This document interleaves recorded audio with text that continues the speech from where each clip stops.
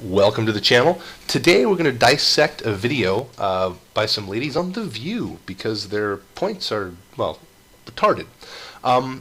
First, let me just apologize for my mic quality. I'm doing this off of a gaming headset. It's meant for Ventrilo and TeamSpeak and not for recording videos, but it's what I have at hand, and their shit drives me crazy, and it's motivated me to come out with this video. So buckle in, enjoy. I'll try to fix the sound in post, but let's get to it. Whoopi, take it away. Because as it turns out, about 80 million Americans own guns. The NRA has 5 million members. That's only 6% of Americans who actually own guns. Actually, that's 25%. Among the NRA members, there's widespread disagreement on gun control issues. Yep. Because according to public policy, 83% of gun owners support expanding criminal background checks to cover all firearm purchases. Well, unfortunately, that study's behind a paywall, and all I could really find about it was that the sample size is approximately 1,200 people, which usually is a great sample size. But Whoopi cites a figure about gun owners, and how many of those 1,200 people were gun owners? You know, a subset of the sample size really asked the same question, does not have the same confidence interval as the entire sample size, and representing it as otherwise is sort of disingenuous. So how many people in that study really were gun owners? Well, let's take a look at a similar study which got similar general results by Pew, this time with a 2,002 person sample size, nice and big, and only 816 gun owners. Well, hold on a second, let's do some back of the envelope calculations. According to Whoopi, about 25% of the population are gun owners. So with a sample size of 2,002 people, we would expect 500.5 people, which is 500 people and one paraplegic, to say that they were gun owners. But the survey says 816. Seems a bit high. In fact, it's 63% more than expected. But hey, you know, maybe it was an unrepresentative sample. Maybe there's an error. I mean, sure, it's highly unlikely it would be that unrepresentative, you know, with randomly selected 2,002 people. But what else could it be?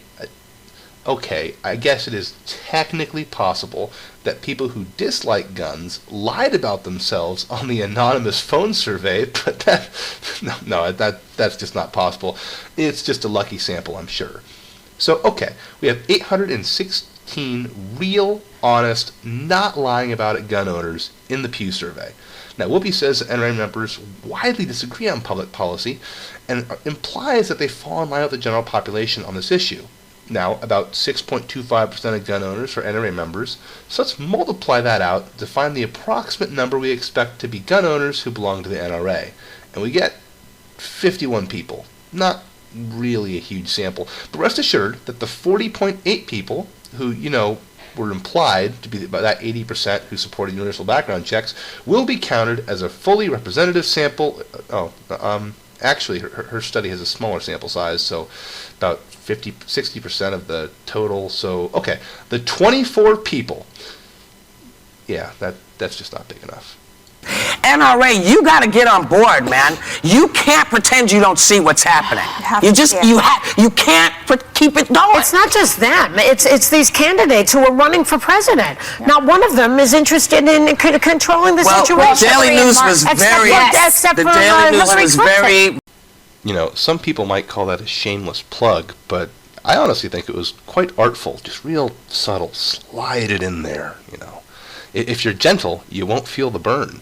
Very smart about I want to go back to the NRA. You know? I called my father. I agree with that. Right. I want to go back to the NRA. My dad has been a member of the NRA for over 40 years. Wow, 40 years? Ugh.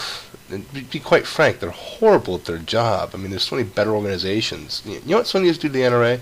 Someone needs to destroy them with lasers.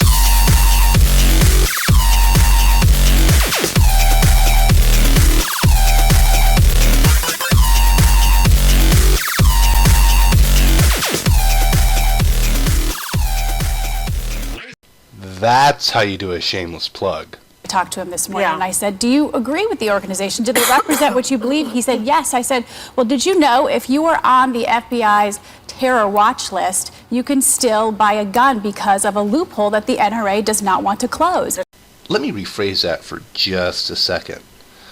Oh, Daddy, Did you know that if the government decides to, without any oversight, restriction, proof, or evidence take away all your gun rights, they're not allowed to do that. They have to follow this due process of law thing, and they have to, bring you up and actually tell you. They can't just do it in secret anymore. They have to actually tell you that you're being charged for something, and then they have to take you through a whole criminal process just to restrict and take away your constitutional rights, Isn't that horrible? That's right. He didn't know. He was absolutely appalled by that. But here's my thing. As a gun owner, isn't it important that gun owners also check and see what's going on? It is.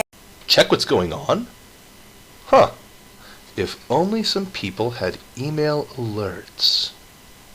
Yeah. I mean, you have an obligation if you're going to be a gun owner. And most of the people that I know that own guns are responsible owners. They know what they're doing. They do all the stuff they're supposed to do. But you gotta know what's going on and how it affects you. I think we realize that terrorists are going to get guns regardless of gun laws. I mean, California has the strictest gun laws. Well, New York does too. And New York does too. But we realize terrorists are going to find them and get them however they want. So let me get this straight. I'm a little confused. I'll try to work it out. You know your proposed solution won't work, but you want to do it anyway for the warm and fuzzies. I'm just making sure I got that right. But it still doesn't mean that we shouldn't Hand it to them. right. Yeah, okay. So I was right. It's all about your fifis. But, she's right that anyone who really wants to can get a hold of these guns or can make them from scratch. They're really freaking simple. This stuff's not complicated. I'm going to run a little montage of just some fun stuff here. Here we go.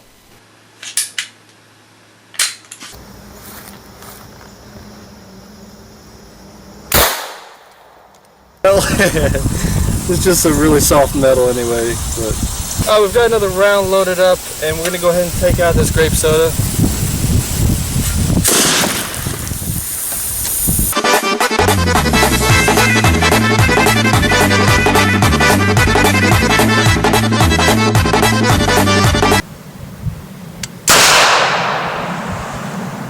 Hey guys, I'm going to show you my homemade .22 caliber pistol. I built this entire thing with about $10 worth of scrap metal. Okay, so there's a little shotgun thing and some pistols. It's all pretty innocuous. It's not like someone can go out there and make a fully automatic machine gun. One gun was seized last night during a raid on a home in Corrine. 2 others were recovered last week by detectives from Clarkson. It's easy to see why police are nervous. They're small, light and easy to conceal, and alarmingly, they're turning up on Perth streets.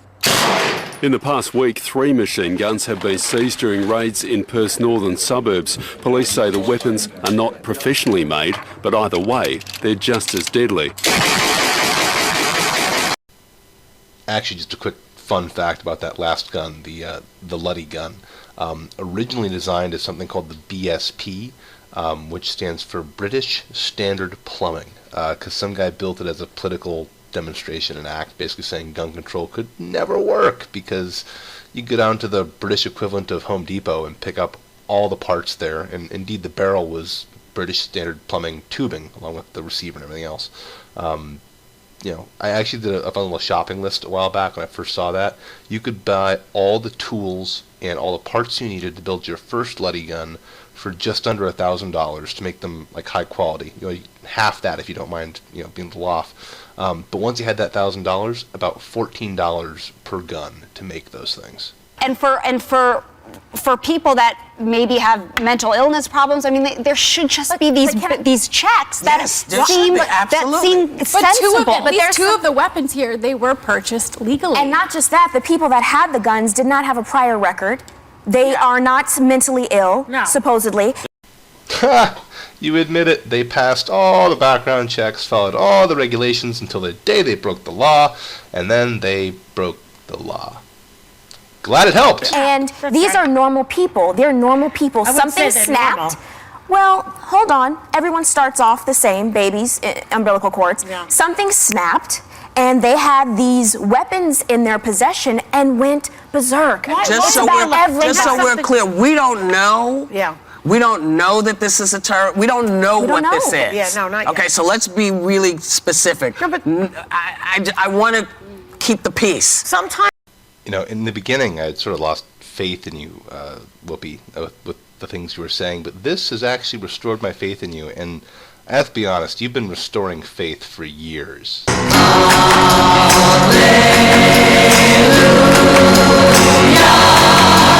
Mater, mater, inter marata, sanctus, sanctus Dominus, Virgoris vice mater, aspice, sanctus, sanctus Dominus. Sometimes it's just disgruntled people. Sometimes it's not mentally ill. So let's say you don't tip somebody the amount that they would like you to tip them. Now they ticked off and they happen to have a gun, they shoot you.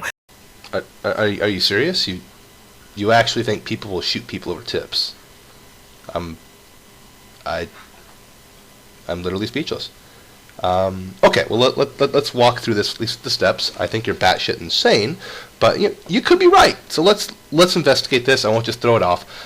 Let's pull up the crime rate. Well, we'll compare the crime rates of people who carry guns all the time versus those of the general population. And the general population generally doesn't carry guns all the time, and this subset does. So we should see an increase in crime and violence among the subset compared to the general population. Oh. Well, there we go. Like I said, you're batshit crazy. It's the gun, the availability of the gun that creates the violence.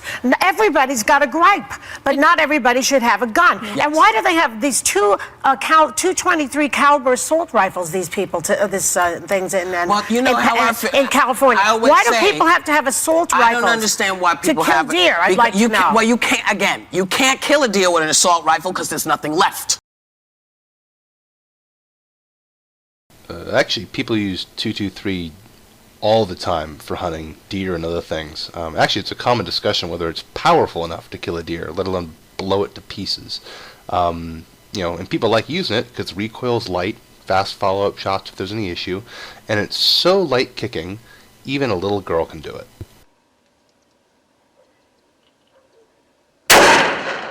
Dang good shot. Smoked him. Oh my lord, Tatum.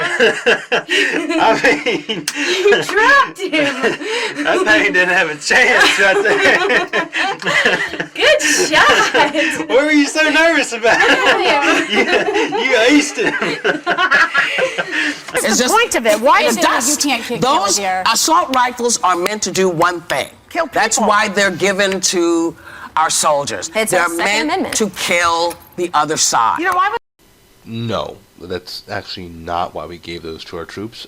They were given to our troops because they're really, really, really light. And the bullets are really, really, really light. And that's about it. We did a bunch of studies, looking at some of the wars, especially World War II, and realized that most of the engagements happened within 300 yards.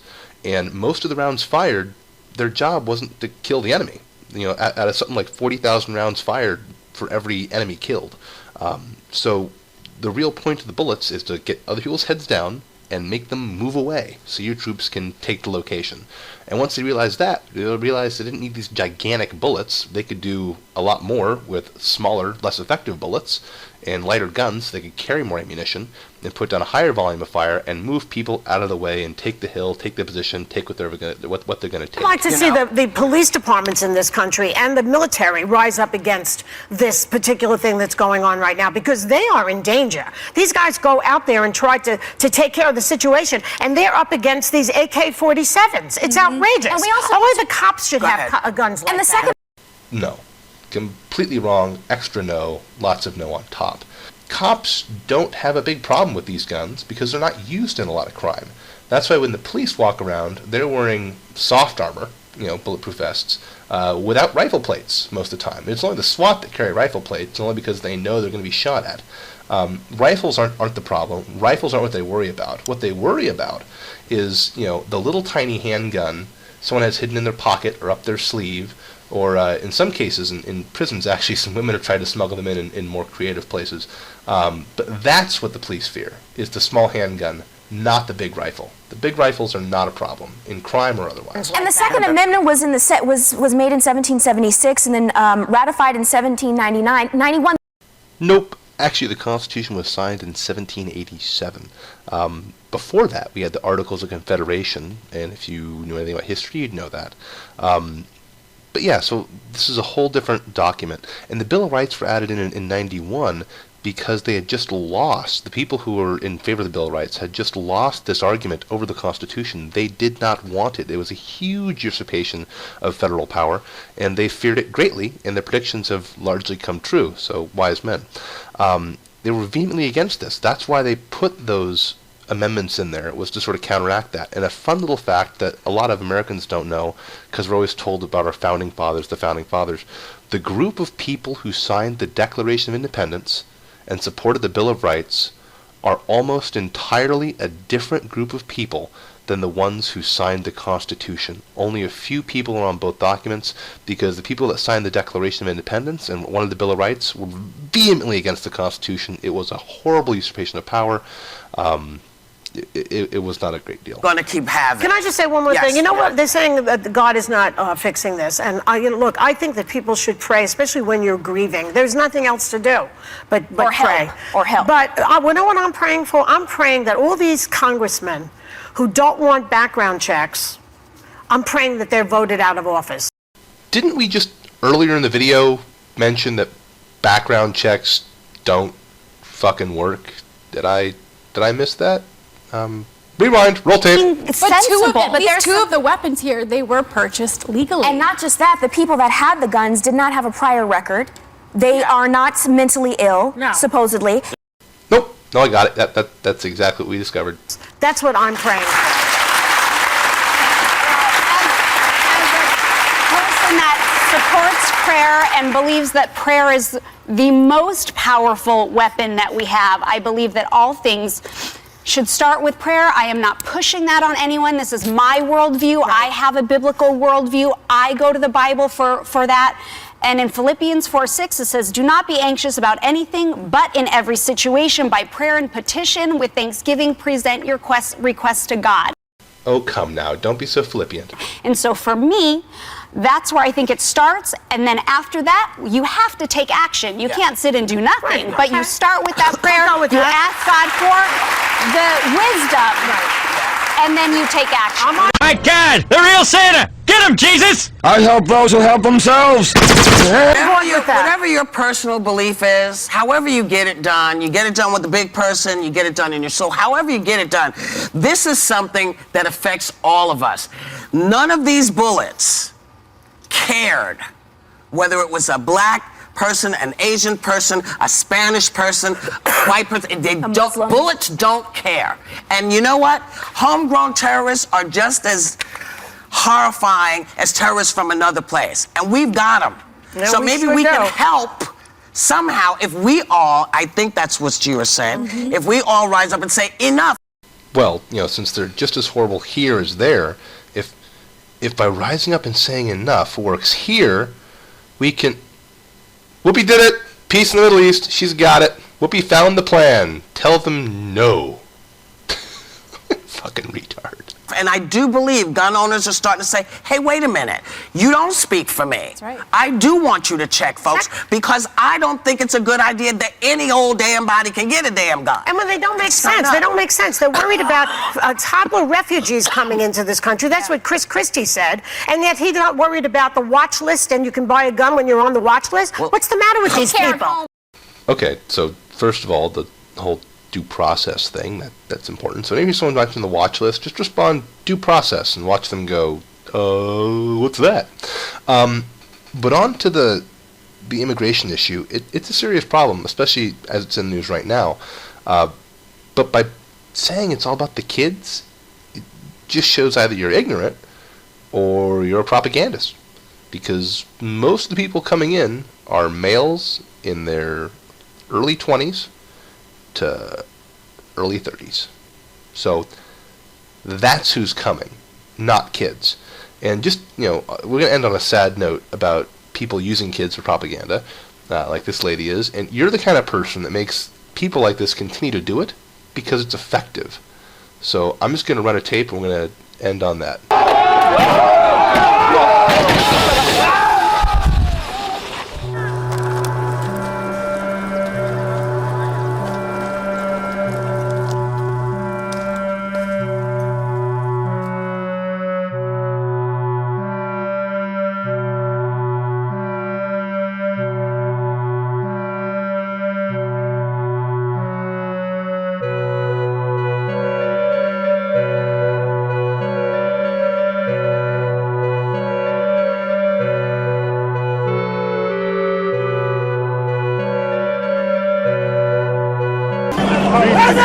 This because it was a possibility, but it seemed to be fairly controlled.